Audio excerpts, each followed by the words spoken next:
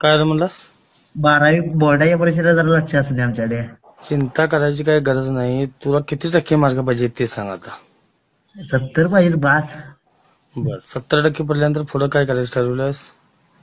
शेती आपलं हे करायचं, डिप्लोमा आपलं बीएससी ऍग्रिकल्चर करायचं. बर, मग आता त्याला लावाय पाहिजे जोडणी वेगळीच.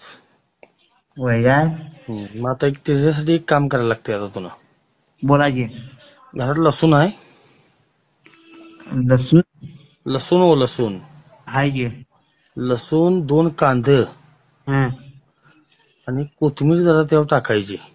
हा संध्याकाळी 11:30च्या पुढे कुठेही परड्या जाऊन पुरून यायचं.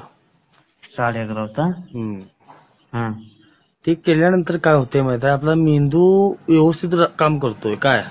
हा आणि सरांचा जो कोण शिक्षक आहे का तुझा